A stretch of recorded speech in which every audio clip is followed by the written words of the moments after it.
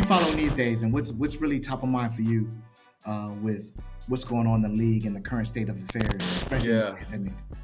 But I got to credit you one more time, man. I mean, I was more into breaking down, players and playoff teams and strategy. But ever since connecting with you, man, this story about Glenn Taylor with the Minnesota Timberwolves, and obviously Kevin Garnett formed a team. They made a bid. Yep. And just in the last couple hours, man, KG came out and he was he took a shot at Glenn Taylor in terms of how this whole process went out. He made a long post there on Twitter, I believe. Yep. I was reading it, and it's quite interesting, Brandon. And this is kind of not the entire quote, but he said that basically that players get to rent, but they don't get to own in the NBA, man. And I thought that was something that needed to be said for the longest, and for KG, somebody of that stature, to say it. I hope that it leads to a change in just thinking and how things have been for way too long. And I wanted your thoughts on that, Brandon. Man, you couldn't have put it better. It's time for, I think, fans and the establishment, or whatever we call the establishment,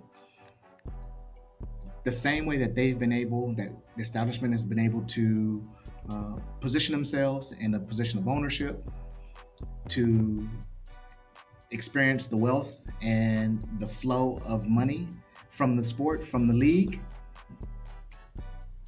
It's time for the players to be able to have an opportunity to be able to do the same. And just because they play doesn't make them any less valuable, doesn't make them any less intelligent, doesn't make them any less able or deserving. If you can look at Silicon Valley today and look at an entire market of 20, 21, 22-year-olds who are starting their own tech companies, who are startups, getting millions and millions of dollars. Nobody says anything to them. Nobody. Right. In fact, we expect them to. Mm-hmm. But the minute that an athlete says, how about I own a piece of the product that I'm putting out on the field? Right. Which is what I would expect to happen, Mm-hmm. is the person that's a part of the product actually contributing to the wealth of that product and having a piece of ownership. It's not acceptable. Just very similar in an early segment, I talked about Kelly Loeffler and her comments Right. within the WNBA, saying that all athletes should do is just play sports. It shouldn't be politics.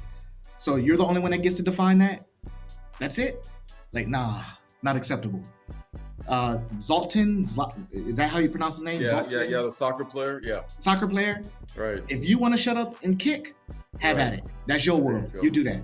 But you don't get to define for a player in the league to do that. So, like you said, man, kudos for him taking a stand and being able to stand up and say, nah, we get a piece of the pie too. No doubt. Because the money doesn't go anywhere. The money doesn't get reduced. When people say players should make less money, we're not saying let's stop the money from coming in the door. It's still sitting there. So who's going to get a piece of that pie? And I always believe those who put in the sweat, blood, and tears into it should participate in the success and results of that money as well. No doubt, man. Sweat, blood, and tears, equity. They all share in it. And I do think, I hope this kind of leads to a movement with some prominent names. LeBron, that's one thing about him. He's at the forefront of all of these causes. It's going to take more than him. It's going to take past, superstars, those in the Hall of Fame. They need to collectively come together, Brandon. I believe it. Kevin Garnett cannot be the lone voice in this. Right. The fact that this league is, I believe, at least upwards of 70% Black players. Yep. And for I believe MJ is still the only Black owner. That's right. As far as I remember, and that is just a shame, man. There's no other way to say it. Yep. That's right. And so many franchises have been sold and relocated over the past couple of decades, and we seem like we always get left out of the pie. Like, we're good enough to play, and we do make great money, but at the same time, we definitely need a stake in ownership, and I think we need to start rattling the cages way more than we have in the past. Yeah, I agree, man. I'm really excited for where the NBA is going, and I think that's another reason I really appreciate the NBA more than any other league, because it does support its players and its players' positions, whatever that may be, and the movements that they have. If they, even during the bubble, they had moments where they wanted to stand up for issues going on around them. They also have a big say into, uh, how their style, the fashion industry. They have a big say in how the deals are done as well, because they are a collective unit. I think their players association is one of the best in terms of the cohesiveness that they bring to the negotiating table as one group. So No doubt. And the fact that they don't wear a mask like football, I think that even adds to another element. You see the face, you that's see right. the expressions, you know. But I tell you, man, the NBA is so way ahead in my estimation, Brandon, in terms of just being progressive, being ahead of the game. You talked about, the Bitcoins and those other kind of currencies that are making a headway now in the NBA. And it just speaks to how this commissioner, I'm a big fan of him. He has really taken the baton from David Stern and taken it to another level. And in so doing, been very sympathetic and supportive of the social justice cause that we saw really play out last. So shout out to the commissioner as far as him being compared to maybe the hockey and the NFL and the baseball commissioner, but he has really been an ally, and he needs to get a lot of credit for allowing. I wouldn't even say allowing, because these are all grown men and multimillionaires, and some are billionaires, but just getting out the way and making these athletes have the stage and speak their heart, man. No doubt, no doubt. I think that's what they're doing it for. Definitely the money, definitely love of the sport, but I think another big reason is the impact they can have on the community, and the markets that they come from, and the kids. Like, I just got done talking about, even with NBA Top Shot, even with All Star Weekend. Mm-hmm. That's driven from the youth in America. Yeah, there's a lot of older fans out there, but their biggest fan base are in kids who look up and can see themselves being these players themselves, and to be an example and letting them know they don't have to shut up and dribble. They don't have to just accept the same way that I've seen in the tech industry. These players can go ahead and push the envelope in the same way as well. No So doubt, no yeah, doubt. man. So what do you think about the All Star Weekend? Like, this is going to be All Star Weekend like none other. You for it? You against it? What's good Well, about it? What do you think is going to come out of it? What's next? Well, I tell you what, I want to ask you a quick question, Brandon. And this is kind of your great piece there on the drops and the top shot. That I started thinking, like, what iconic moments have happened in the past 5 years, for example, Yeah. that would merit value. And I'm just going to give you three off the top of my head, okay? Okay. One was Kawhi's shot against the Sixers 2 years ago in the Eastern semifinals, where it bounced 4 times on the rim and dropped in. So that'd be number one. And by the way, I did not know that that's the first Game 7 buzzer beater in NBA history. I did not know that. Whoa. Okay. All right. And the second would maybe be LeBron James block an Iguodala. Okay. When they won the chip. And also included, it would be Kyrie's 3-point shot right there.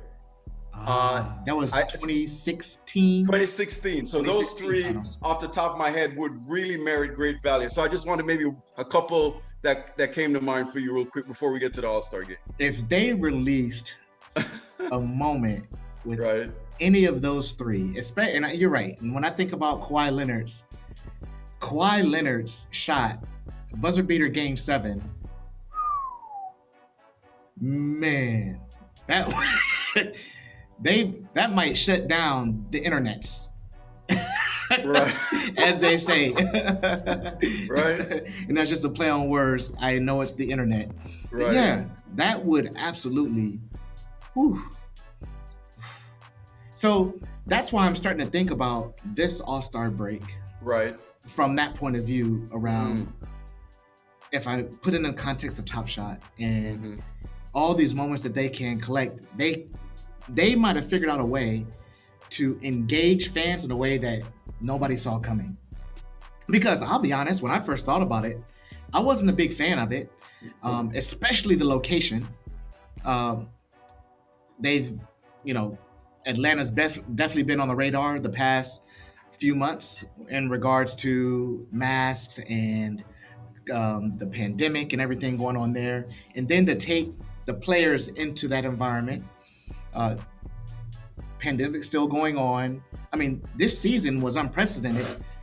I don't think they could even shake hands after the games. The Right, players that they're on the court with, the NBA right. hasn't wanted them to do that. So it was a big surprise. But then I started to think about, what does the league have to gain? And definitely comes down to advertising dollars, the commitment with Warner Media, owner who owns TNT, and all of the contracts that they need to fulfill, Hmm. upwards of about $24 million that they look to make on All Star Weekend. Right. Definitely will expect it to be a little bit lower, but they do get to satisfy their advertisers Hmm. and give them a platform to be able to promote their events, their product, all the things that they support. So that's a big piece of it. Uh, Two, I think there's also an emotional aspect, which is provide some normalcy back to the fans and provide a way for fans to engage with the game, see their favorite players in some way.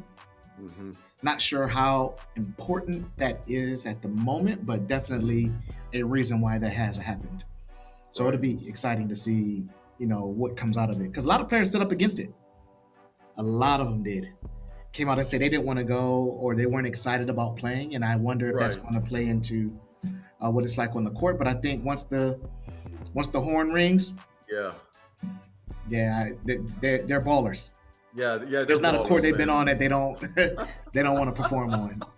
Yeah, I think definitely we're going to get back to just a high flying game, fast paced game that we've seen. But one thing that really warms my heart, Brandon, is that this year's All Star game is going to have a distinctive HBCU theme to it. That's right. As you well know, the court is designed in conjunction with some HBCU alum Yep. and music, content, storytelling, art. There's also be three of the refs are HBCU alums as well, and the Jordan Brand outfit is going to have provide patches that honors the Thurgood Marshall Fund and the UNCF, man. So that's going to be awesome to see HBCUs who we well know have not gotten nearly the love that they deserve over the years. That the NBA is really going to honor them this weekend. That's going to be so cool for me, Brandon. Yeah, that you're right. I mean, this is another area where they can promote, uh, the players and coming from and supporting Black culture, supporting HBCUs, as you mentioned. In the league right now, there's one, and I learned this not too long ago. There's only one player from an HBCU. Tennessee State has Robert Covington. I think he came into the league. Was it 2013? Hmm. I could be off there, but Right. only player HBCU. Only right. But I love the movement that's been happening, and this has been raised quite a bit around how HBCUs are starting to get elite talent. You saw Hmm. that with Howard and Maker. Maker. Yep, with Maker. Yeah. In a different sport, of course, Right. with football, but you're seeing Sure. prime time become a coach and go there. Yes. Where, man, drive a lot of players that want to go to that school and play in this program. But if you start seeing that Right. happen in other schools, Right. and that's going to be huge. There's an elite athlete that I expect to go to the league, Chris Livingston from Akron, Hmm. Ohio. Okay. Hottest player since LeBron left, Wow. is killing it. It'll Mm. be exciting to see what he decides to do. I don't know. Did you know there is? I just saw an article. A basketball league called Mhm. Overtime Elite are actually proposing. They're proposing paying high school players Hmm. and elite athletes an alternative Right. to going to college, paying them $100,000 a year in a salary. to encourage them and to be able to come there without having to go through those channels. So there's a bunch of tentacles in this space around where young talent can now go. It used to be only go to Duke, only go to Georgia Tech, only go to those big Kentucky schools, and Kansas, right? And if you didn't go, you weren't getting to the league. Right. That's changed. Yeah, yeah. And the advent of this really advanced technology now, where a couple decades ago, coaches had to literally jump on a plane and go everywhere, and now at the touch of a button, man, they can scout kids in these D2 programs or HBCU programs. So yeah, they'll find you if you're good enough. You don't have to go to a Kentucky and a Kansas and a Duke anymore. These Right. coaches, if they're doing their due diligence, they're going to have film on you, or they're going to find you wherever you are. If you got talent, they're going to find you. Yes, absolutely, absolutely, absolutely. Man, I've enjoyed having you on, and I think we're going to do this a lot more, man. Like, we have to rap about this stuff on the show. I know we're going to be doing some stuff in case so people know we're going to be on IG Live. Yes. You can follow me at _rubric on IG, at the rubric on Facebook, and the rubric on YouTube. I want to share with everybody your IG, your social, so they can follow you, and we can definitely let people know when we're going to be talking more about a lot of these topics. No doubt. And thank you again, Brandon. And you can find me at Game Changers at Fabian Lyon. I am on IG, I'm on Facebook, I'm on Twitter, and I'm also on YouTube. And just a real shout out to you, Brandon, again, for what you're doing and just doing this kind of innovative kind of storyline in regards to the NBA, man. So once again, just a big shout out to you. All right, man. Absolutely, man.